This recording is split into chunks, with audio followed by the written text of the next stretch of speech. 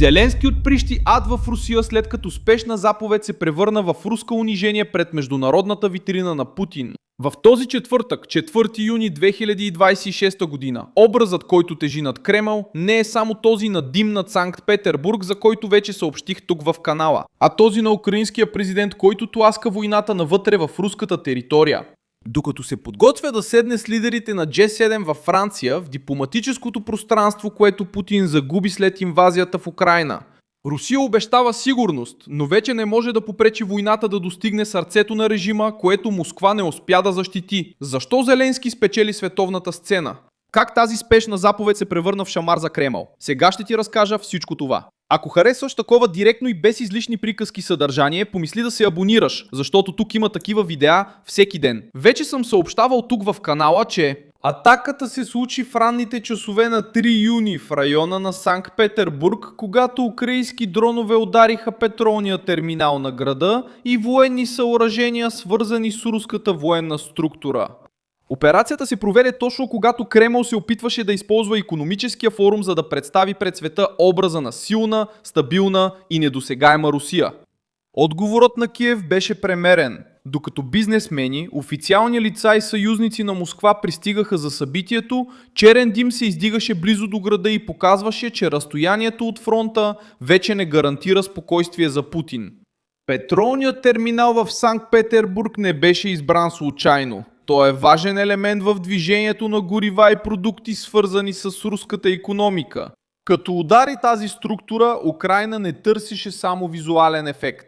Киев искаше да удари механизма, който поддържа военната машина, която Зеленски вече нарича този тип действия санкция с далечен обсег. Това е директен начин да се каже, че ако Москва използва ракети и дронове срещу украински градове, Украйна ще отвърне срещу структури, които захранват войната вътре в самата Русия. Имаше щети, имаше дим, имаше прекъсване на разказа за контрол и имаше неудобство, точно когато Путин се опитваше да демонстрира икономическа сила. Руската противовъздушна отбрана може да обяви прихващачи, но не може да изтрие образа, който се разпространи. Градът, символ на Путин, който беше ударен от украински дронове, докато режимът подготвяше своята икономическа пропагандна среща. Спешната заповед в Киев се появява именно в този контекст. Зеленски поиска от своите служители по-голяма бързина при сключването на договор и вземането на решения, свързани с противовъздушната отбрана. Недоволството му има ясна причина. Русия засили серията от атаки с ракети и дронове срещу Украйна, а Киев се нуждае от повече защита срещу балистични атаки. Украинският президент не просто иска оръжие от Запада. Той оказва натиск върху собствената си вътрешна машина, за да не се губи време, защото всяко забавяне в противовъздушната отбрана отваря възможност за още разрушения в украинските градове. Тук унижението за Кремъл придобива още един слой. Докато Путин се опитва да покаже, че все още диктува ритъма на войната, Зеленски се появява като лидер. Лидер, който изисква резултати у дома, удря руски военни и икономически цели и същевременно се подготвя да пристигне на Г7 като основен гост в дневния ред по сигурността. Срещата в Евиян, Франция е насрочена за периода от 15 до 17 юни. Очаква се Зеленски да обсъди противовъздушната отбрана, натиска срещу Москва и военната подкрепа с лидерите на големите индустриални демокрации. Това присъствие на ООН има огромно политическо значение. Преди мащабната война Путин използваше международни форуми, за да демонстрира сила и влияние. Сега този, който трябва да седне на масата с най-силните лидери на западния блок, е Зеленски. Русия остана извън основния кръг, а Украйна влезе в центъра на разговора за европейската сигурност, оръжията, санкциите и бъдещето на войната. Възможното откриване на нов етап от преговорите на Украйна с Европейския съюз засилва тази промяна. След години на блокади и дипломатически изнудвания, съпротивата срещу Киев в рамките на блока започна да отслабва. Унгария, която възпрепятстваше част от процеса, започна да дава сигнали за отстъпление и Европейският съюз предприе стъпки да напредне с първата група преговори с Украйна и Молдова. За Москва това е по-скоро политически удар, защото инвазията, която трябваше да върне Киев в руската орбита, всъщност изтласка Украйна още повече към запада. Беларус също се оказа част от напрежението. Министърът на отбраната на Беларус говори за висока вероятност от конфликт, включващ Русия, Беларус и НАТО, в реч изнесена в логиката на Москва.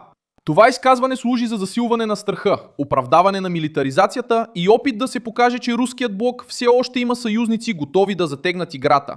Но ефектът също така разкрива несигурност. Ако Кремъл беше устоял, наистина уверен, нямаше да има нужда да превръща всяка военна среща в предупреждение за световна война. Кризата с горивата в руските региони засилва изтощението. Ограничения по бензиностанциите, трудности с доставките и постоянни атаки срещу енергийната инфраструктура показват, че войната вече тежи в ежедневието на руснаците. Владимир Путин сега се сблъсква едновременно с проблеми в комуникацията и във войната.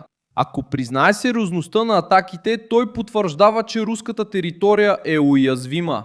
Ако омаловажи всичко, това дразни националистическите среди, които настояват за по-строг отговор. Ако премести противовъздушната отбрана, за да защити символични градове, оставят други райони изложени. Ако запази фокуса върху фронта, приема, че вътрешните структури ще продължат да бъдат поразявани.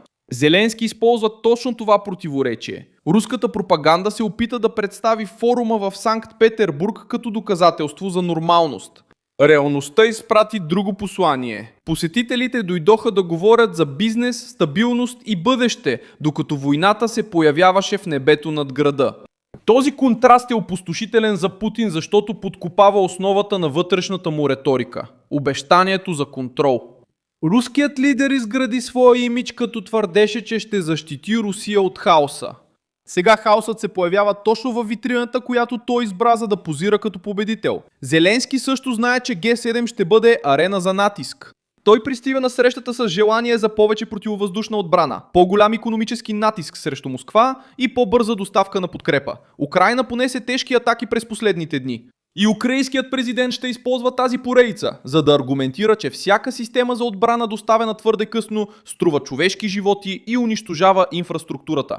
Разликата е, че той пристига на срещата с политически кос. Москва искаше икономическа сцена, Киев извади на показ военната уязвимост.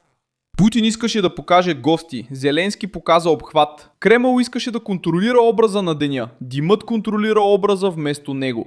Следващата стъпка трябва да бъде надпревара за противовъздушна отбрана, дронове с голям обсег и защита на инфраструктурата. Русия има склонност да укрепва стратегически точки близо до пристанища, бази и рафинерии. Украйна има склонност да повтаря метода срещу цели, които поддържат войната. В дипломатическата сфера Зеленски ще се опита да превърне руското унижение в аргумент за ускоряване на решенията в Г7 и Европейския съюз. Аз съм Милсон Алвес Глобал и моята цел е да ви държа добре информирани с истината всеки ден. Линковете към новините са в описанието на видеото. Харесайте това видео, абонирайте се за канала и накрая хвърлете едно око на коментарите, за да бъдете още по-ангажирани с общността на Милсон Алвес.